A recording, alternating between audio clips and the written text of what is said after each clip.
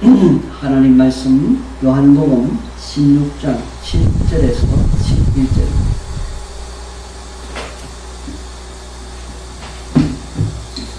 요한복음 16장 7절에서 11절까지 봉독해 드리겠습니다. 그러나 내가 너희에게 실상을 말하노니 내가 떠나가는 것이 너희에게 유익이라. 내가 떠나가지 아니하면 보혜사가 너희에게로 오시지 아니할 것이요 가면 내가 그를 너희에게로 보내리니 그가 와서 죄에 대하여 의에 대하여 심판에 대하여 세상을 책망하시리라. 죄에 대하여라 하면 그들이 나를 믿지 아니하며 의에 대하여라 하면 내가 아버지께로 가니 너희가 다시 나를 보지 못하며 심판에 대하여라 하면 이 세상 임금이 심판을 받았습니다. 아멘.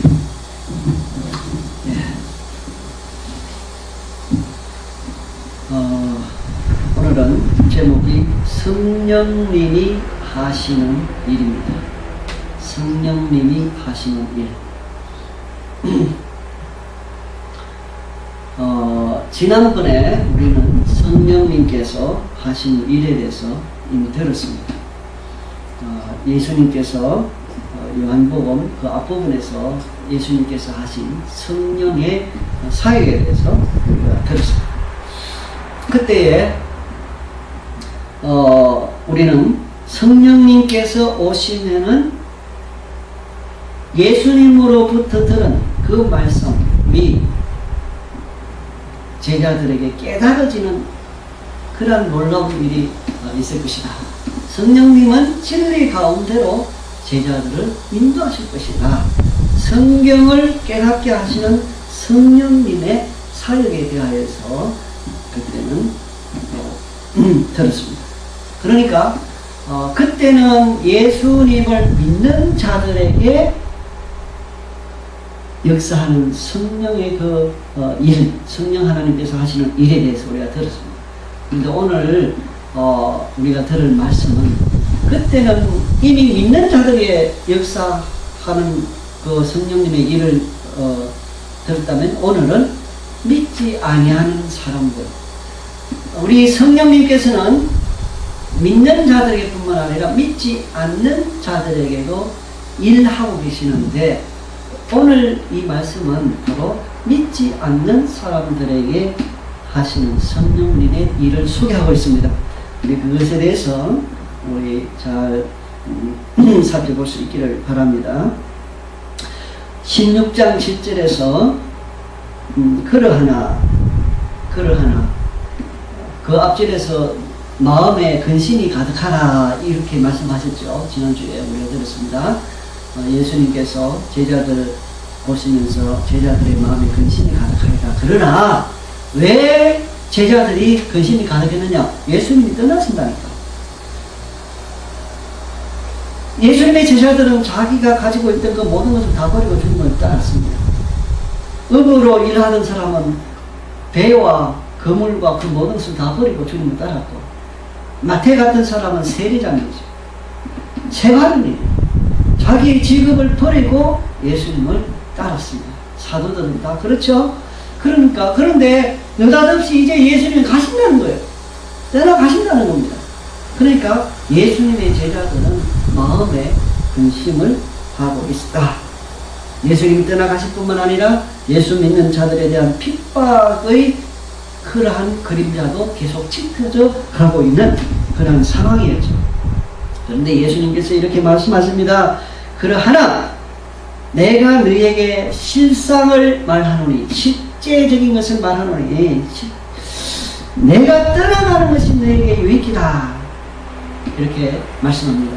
예수님의 제자들은 주님이 떠나가는 것에 대해서 걱정하고 있는데 주님께서는 오히려 내가 떠나가는 것이 너희에게 유익이다 라고 위로해 주고 계십니다. 겉보기로는 예수님이 떠나가면은 오히려 제자들 입장에서 근심될 일이고 아픈 일이 캄캄한 그런 상황이지만은, 그러나 주님의 시각에서 봤을 때는 오히려 예수님이 떠나가는 것이 유익이다. 왜 그런가? 그 이유를 설명해 주고 있습니다.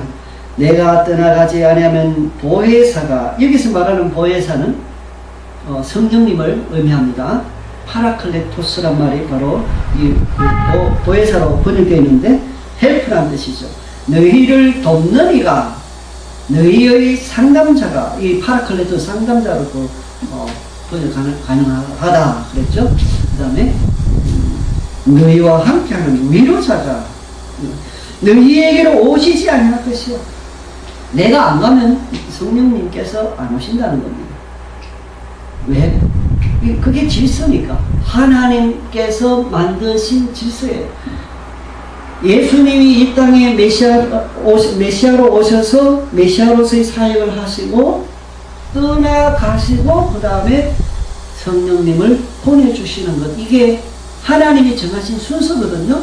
그러니까 예수님이 떠나가시지 않는다면 그 순서가 아직 안 되기 때문에 성령님이 오시지 않아요. 그렇기 때문에 이런 말씀을 하시는 것입니다. 내가 떠나가지 아니하면 보혜사가 너희에게로 오시지 아니할 것이요. 가면 내가 그를 너희에게로 보내리니 그랬어요. 자, 내가 가면 성령님을 보내신다. 하나님 아버지께서 예수님을 이 땅에 보내셨습니다. 예수님은 또 자기 자신도 원하는 마음으로 이 땅에 고난받기 위하여 오셨습니다. 메시아로서. 이제 예수님께서는 가시면은 성령님을 보내주신다고 말씀하셨습니다. 물론 이 시점은 아직까지 예수님이 가기 전이죠. 그러니까 우리 시점에서 이것을 그대로 그냥 이해하면 안 되죠. 바로 예수님이 이 땅에 계시던 그 시점에서 생각해야 됩니다. 예수님이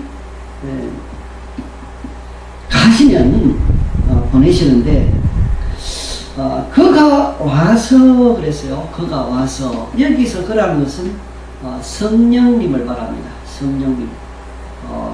우리 헬라 언어에 보면은 정관사가 붙어 있어요. 호. 남성 나타냈을 때 정관사 있잖아요. 정관사 호.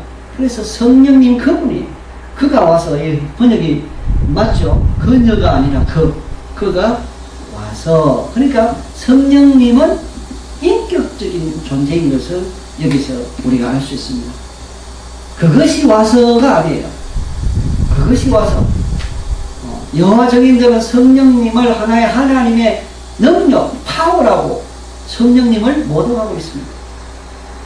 그러나 예수님은 성령님을 보혜사라고 말씀하셨어요. 성령님은 보혜사이십니다. 돕는 분이십니다.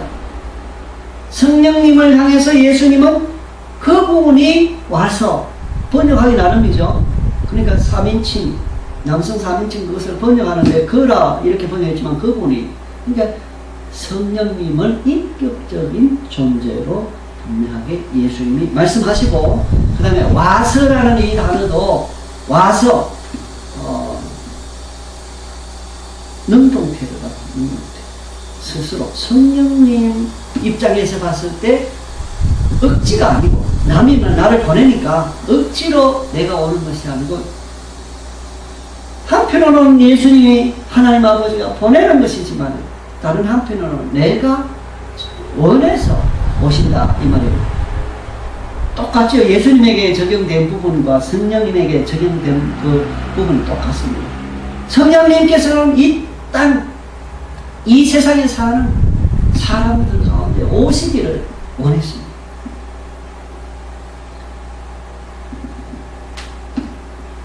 그리고 오셔서 성령님이 하시는 일에 대해서 이제 하나하나 설명해 주고 있습니다.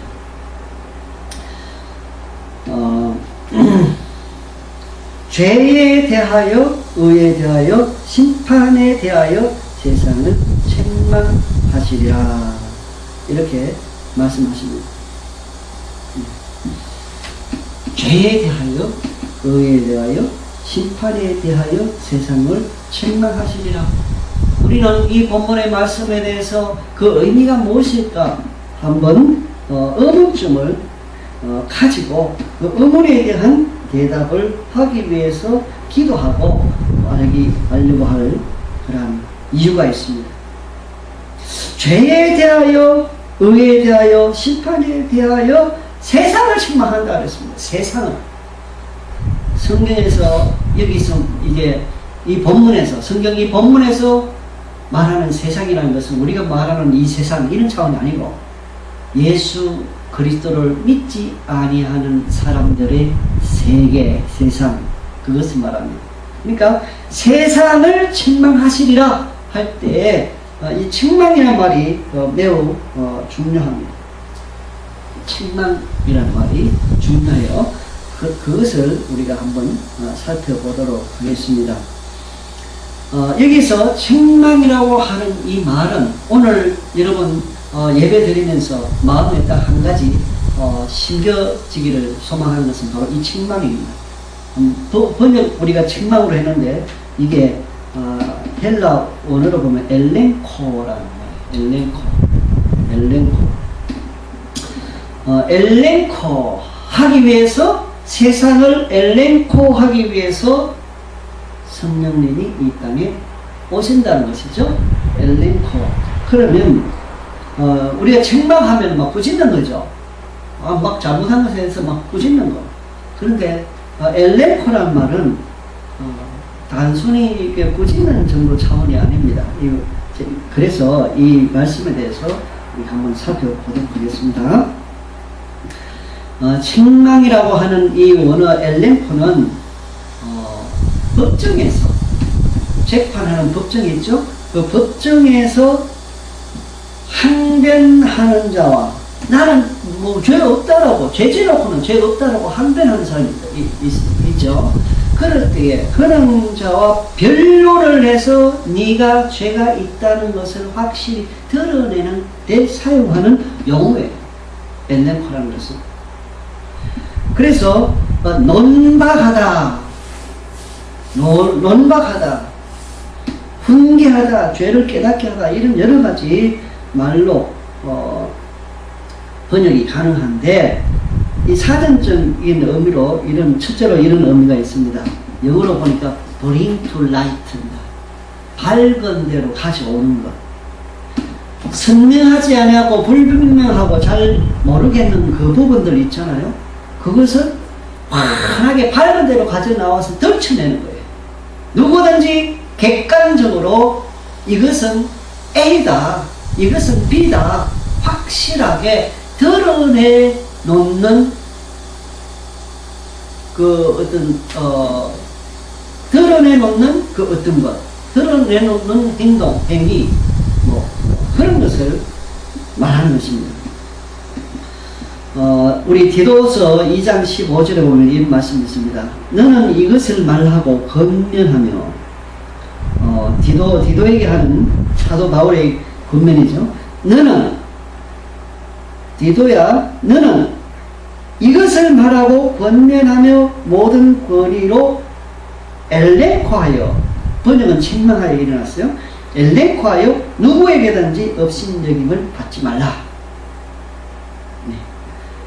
사역자가, 교역자가 성도들을 보살피는데 하는 일 중에 하나가 말씀을 가지고 권면을 해요. 이렇게 살아야 됩니다. 저렇게 살아야 됩니다. 이런 죄를 지면 안 됩니다. 권면을. 모든 권위로, 이제 이 모든 권위, 하나님 주신 권위죠. 교육자에게는 하나님이 주신 권위가 있습니다. 그죠? 그 권위를 가지고 엘레코 해야 된다는 거죠. 책망해야 된다, 이렇게 번역했는데 엘레코 해야 된다. 이럴 때 사용되었습니다. 그러니까 성도들 가운데 잘못된 것을 주장하고 그것을 고치려고 하지 않을 때 말씀의 권위를 가지고 말씀을 통해서 그것을 드러내고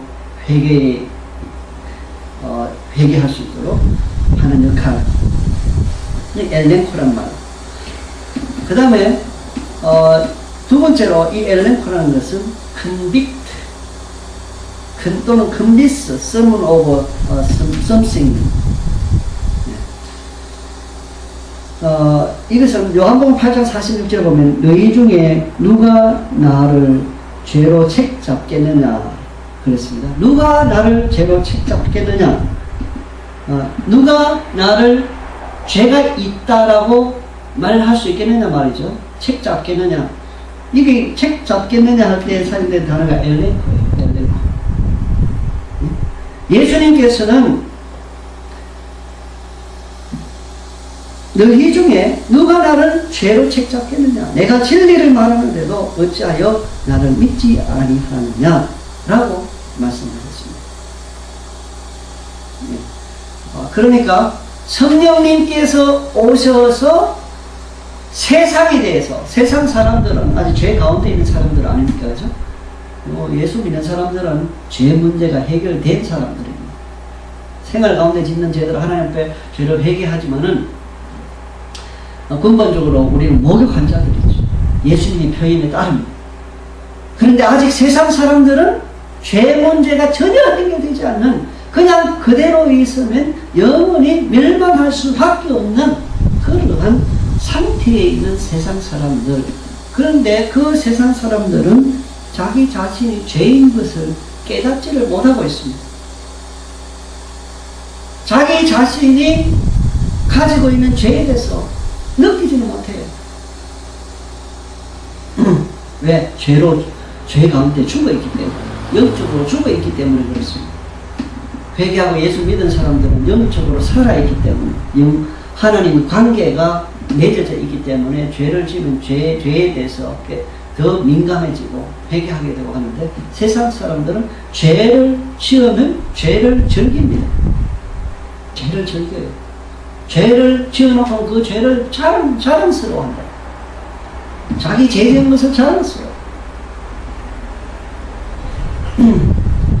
TV를 통해서 쇼생크라고 하는 영화를 잠시 일부분만 제가 보았는데, 그 가운데 그런 장면이 나옵니다.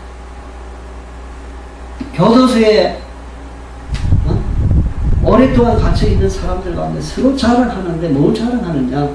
자기가 지은 죄를 자랑합니다. 나는 어떤 도둑질을 어떻게 했고, 강도짓을 어떻게 했고, 사람을 어떻게 죽였고, 그걸 자랑하는, 그 인간의, 타락한 인간의 모습입니다. 그런 세상을 향해서 성령님께서는 바로 엘레코 하신다. 죄를 드러내시고 항변할 수 없도록 설득하고, 그 다음에 꾸짖는 것, 그러니까 꾸짖는 것도 포함되지만은, 책망하는 것도 포함되지만은 더 넓은 의미로 사용되는 것을 우리가 볼 수 있습니다. 엘레코라는, 그죠?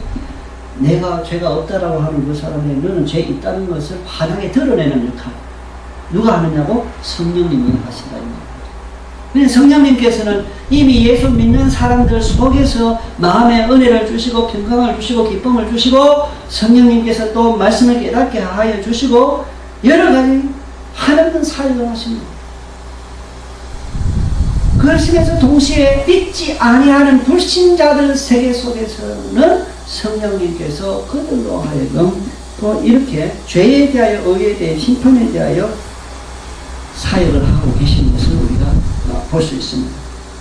저와 여러분들이 회개하고 예수 믿게 된 것도 바로 이렇게 해서 예수님을 믿게 된 겁니다. 저는 다른 분들도 그렇게 해서 제가 들은 적이 있습니다만, 누가 저한테 전도해가지고 예수 믿은 게 아닙니다.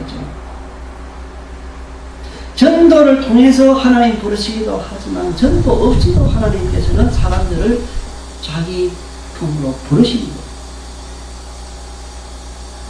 저 같은 케이스는 바로 누군가가 저에게 전도를 해서 제가 예수 믿게 된 게 아닙니다.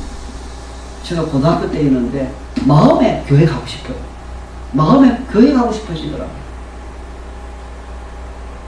교회 가고 싶은데 부끄러우니까 혼자는 못 가고, 우리 반에 있는, 그때 3학년 때였는데, 고3이었는데, 우리 반에 예수 믿는 학생이 한 명 있었는데, 걔한테 교회에 대해서 일부러 물었어요. 나 좀 교회에 좀 가자고 말해주기를 기다리면서, 좀 교회 같이 가자 뭐 이래도 되는데, 그렇게 말이 안 나오고, 교회에 대해서 관심을 표하면은 같이 가자고 이야기해 줄 것 같다는 생각이 들어요. 그렇게 해주죠. 그래서 저는 누군가가 저에게 먼저 전도해서 교회 간 게 아니라 제 마음, 교회 가고 싶은 마음이 생겼어요. 먼저.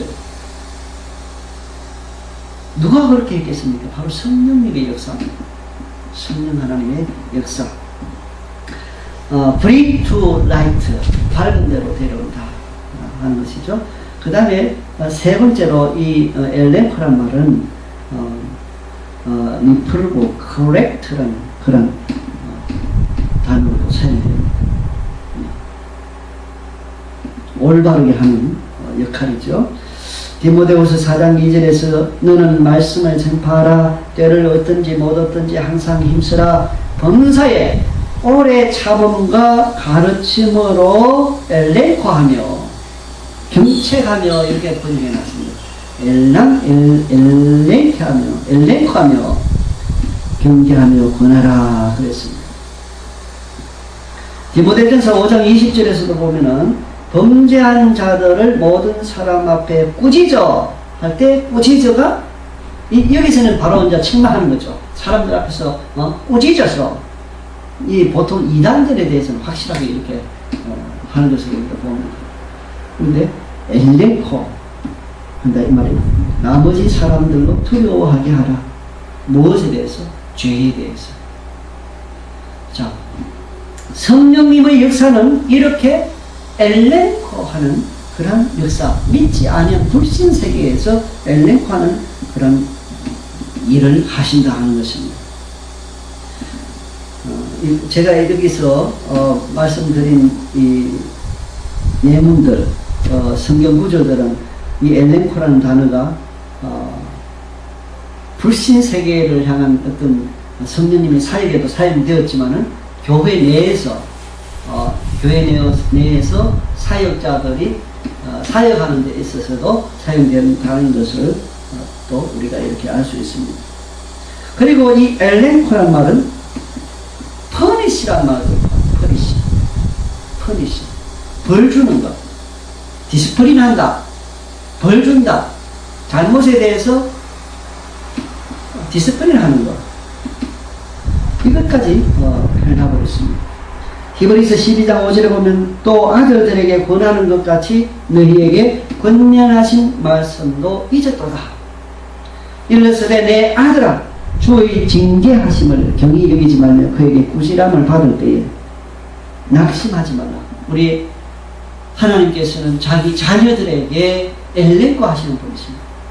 세상에 대해서도 엘렌코 하시지만은 자기 자녀들에게도 죄를 범하였을 때 엘렌코 하시는 하나님이시죠. 징계하시는 하나님, 꾸지람하시는 하나님.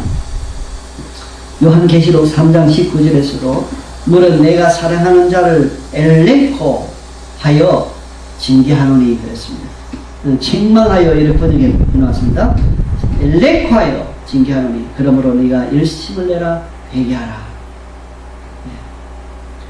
자, 그러면 성령님께서 죄에 대하여 엘렌코 하신다, 책망하신다, 꾸짖는다, 밝은 대로 데려온다. 죄에 관해서 세상 사람들을 그렇게 하신다 라고 했습니다. 죄에 대하여로 하면 그 해석이 있습니다. 예수님께서 주신 해석인데 세상 사람들이 나를 믿지 아니하기 때문이다 그랬습니다. 예수님을 믿지 아니하는 것 자체가 죄라는 사실. 예수님을 받아들이지 아니하고 신뢰하지 아니하고 믿지 아니하는 것 자체가 죄라는 사실을 성령님께서는 드러내 주십니다. 깨닫게 해주십니다. 훈계하십니다. 이 말입니다. 예수님만 믿는 게 왜 죄인가? 뭐 이 세상에 종교가 많은데 사람들이 그러죠. 무엇을 믿든지 자기 자유지. 왜 꼭 예수님만 믿어야 된다고 하느냐? 하나님께서는 예수님 이외에는 구원받을 만한 다른 이름을 우리에게 주신 일이 없다고 말씀하셨죠.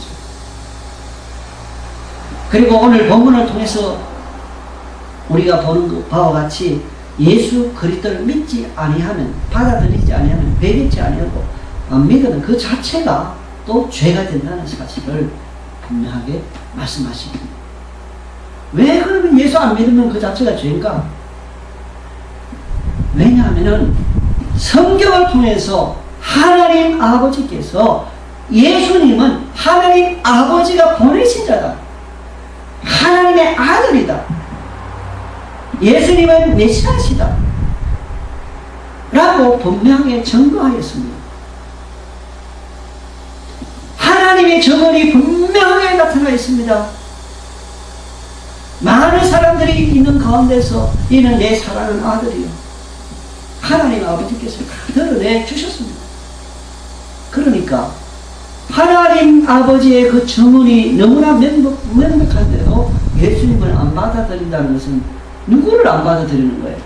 하나님 아버지를 안 받아들인다는 거죠. 그죠?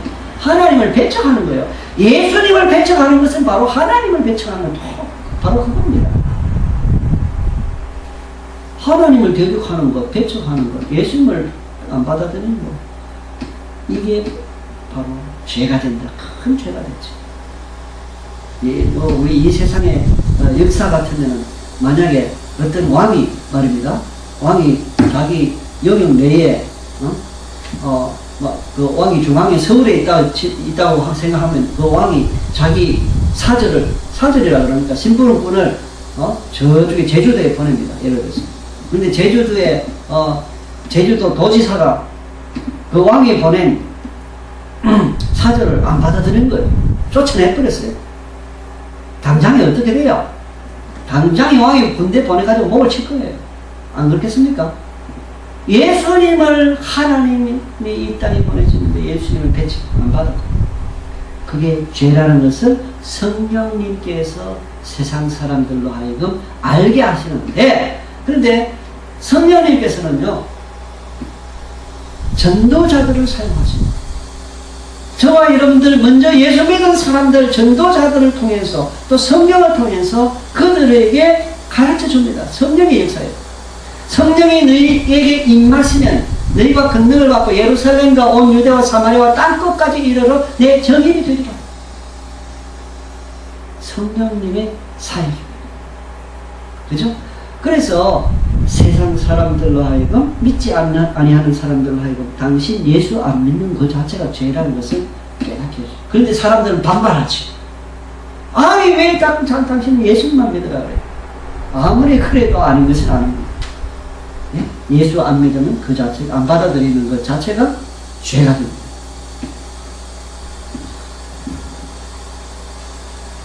예수님을 믿지 아니하는 것은 또 하나님의 사랑을 저버리는 것이죠. 왜? 예수님이 이 땅에 오신 것은 우리의 죄를 짊어지시고 우리를 구원하시기 위해서 친히 자기 몸으로 십자가에 못 박혀 가면서 극한 고난을 당하신 그 예수 그리스도의 사랑, 하나님의 사랑이자 예수님의 사랑이죠. 남을 위해서 우리가 희생하는 것, 그게 참 쉽지 않지요. 쉽지 않습니다. 남을 위해서 내 자신을 희생하는 거 쉽지 않아요. 우리 주님께서는 저와 여러분들을 위해서 희생하신 분, 십자가에 위해서 고난을 당하신 분, 하나님의 사랑입니다.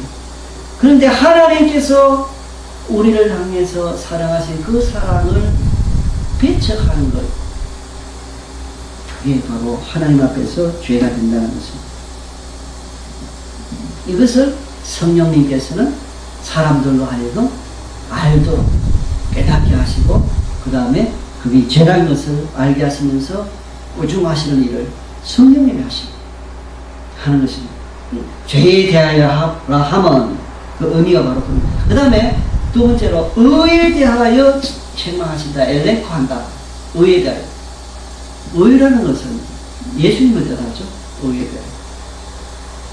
예수님이 이 땅에 계시지 않고 하늘로 올라가셔서 이 땅에 예수님이 육신적으로는 안 계시기 때문에 의에 대하여 책망하신다. 무슨 말씀입니까? 예수님께서는 십자가 위에서 죽으신 것만 메시아로서의 사역이 아닙니다. 예수님이 하나님의 아들로서 이 세상에 오시고 마리아의 몸에서 태어나시고 자라시고 죽으시고 무덤에 들어가시고 부활하시고 승천하신 이 모든 과정이 전체가 메시아로서의 사역입니다. 십자가를 위해서 죽은 것만 메시아로서의 사역이 아니라 전체가 다 메시아로서의 사역입니다. 예수님께서는 십자가 위에서 죽기 전에도 메시아이기 때문에 메시아로서 많은 사람들의 벽을 붙여주셨습니다. 복음을 전하셨습니다. 예수님이 부활하신 것도 메시아로서의 사역입니다. 부활이 있었기에 우리가 어렵다함을 받는 겁니다. 왜? 그것도 메시아 사역이 포함합니다. 성천도 마찬가지입니다. 부활하시고 성천하셨다는 것은 바로 예수님의 성리를 나타내고 하나님 아버지께서 예수님과 함께 하신다는 절대적인 표입니다. 그렇죠? 그 당시 사람들은 예수님이 십자가에 못 박혀 돌아가셨다. 뭔가 하나님 앞에 죄를 범했는 것보다 분명히 우리가 알지 못하는 뭔가 잘못해서니까 저렇게 벌을 받지. 이런 사람들이 있었단 말입니다. 그런데 아니 예수님이 부활을 하셨다. 그리고 하나님 아버지께로 올라가셨다. 그렇다면 어떻게 돼요? 십자가 위에서 죽으신 그 자체도 하나님이 받으신 것, 그죠? 그러니까 하나님과 함께 하는 분인 것을 확실하게 나타내 준 사건이 바로 부활이에요. 부활. 성천은 또 그게 성기 과정이라고 그래요. 이제 하나님으로서 예수님 보좌에 계시던 하나님이신 예수님이 이 땅에 오신 과정, 그는 비하라고 해요. 자기 자신을 낮추는 과정. 그 다음에 십자가 위에서 죽으시고 무덤에 들어가시고, 그 다음에 부활하는 성기, 이제 올라가는 장면이죠. 상승장, 성기라고 해요. 다시 성천하시고 하나님 우편에 앉아 계시라 그랬는데, 이 성기라 이렇게 됩니다. 비하 성기. 예수님께서 부활하시고 성천하신 이 사건도 메시아로서의 사역이다. 우리의 의를 위한 것이다 말이죠. 예수님의 의 때문에 우리가 어렵다함을 받는 것입니다. 그래서 그 예수의 의에 대해서 성령님은 증거하신다. 누구에게? 예수님을 믿지 않는 불신자들에게 증거하십니다. 예수님이 바로 의로우신 분이시다. 예수님의 의를 증거합니다. 예수님의 의로운 분이심을 증거함으로 그분이 확실히 구원자가 되심을 또 나타내 보여주시는 것입니다. 그 다음에 심판에 대해서 이렇게 말씀하고 있습니다. 심판에 대해서. 심판에 대하여라 함은 이렇게 나오죠. 우리 성경 본문 말씀에 심판에 대하여라 함은 이 세상 임금이 심판을 받았습니다. 이 세상 임금, 마귀를 뜻합니다. 사단이 심판을 받았습니다. 예수님이 메시아로서 오시고 십자가 위에서 죽으시고 부활승천하심으로 확실히 예수님의 승리로 끝났습니다. 승리하신 예수님. 그러나 사단은 그 순간 이제 패배자가 되어버렸습니다. 그래서 하늘에서 내어 쫓김을 당했다는 것을 우리가 성경을 통해서 알 수 있습니다. 네. 하늘에서 내어 쫓김을 당했다. 사단은 이미 심판을 당했다. 우리는 승리자들입니다. 승리는 내 것일세. 이런 찬송하죠?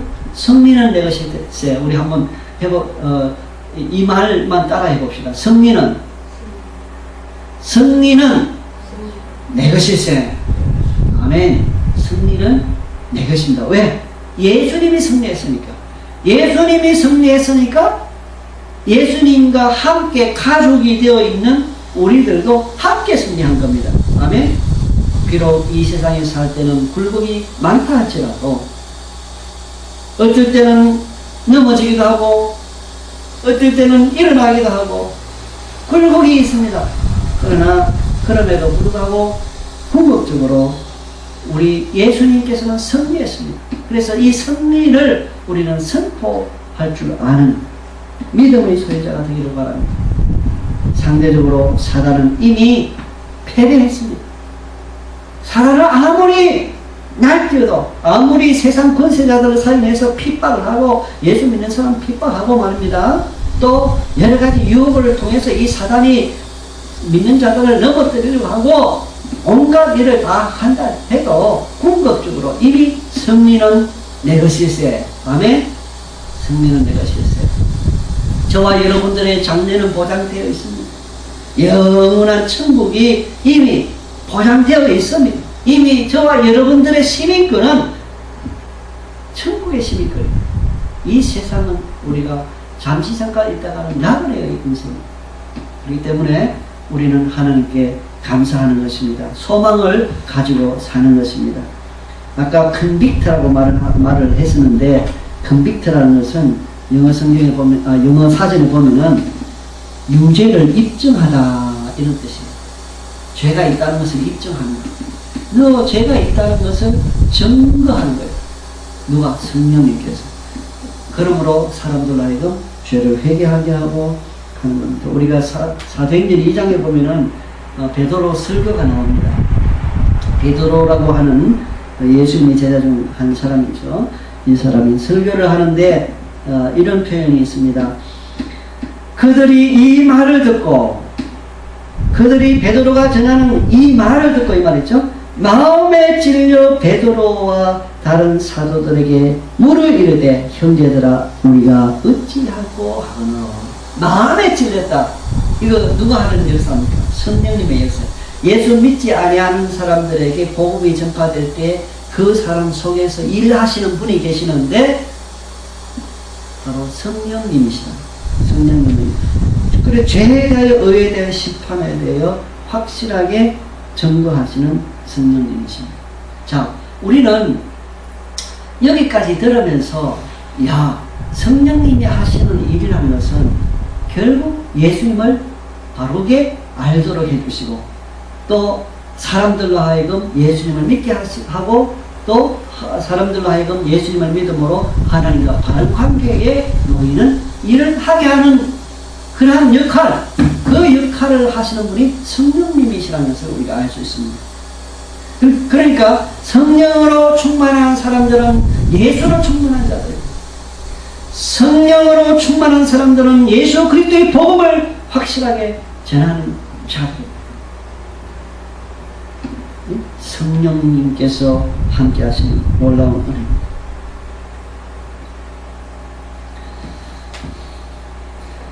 우리는 성령님께서 이렇게 믿는 자들에게뿐만 아니라 믿지 아니하는 자들에게도 함께 역사하심으로 일하심으로 하나님 나라의 확장을 가져다 준다는 것을 우리가 살펴보면서 성령님에 관한 이해 또 성령님의 사역에 대한 이해를 더 많이 할 수 있게 되었습니다. 여러분 우리가 주의 일을 할 때에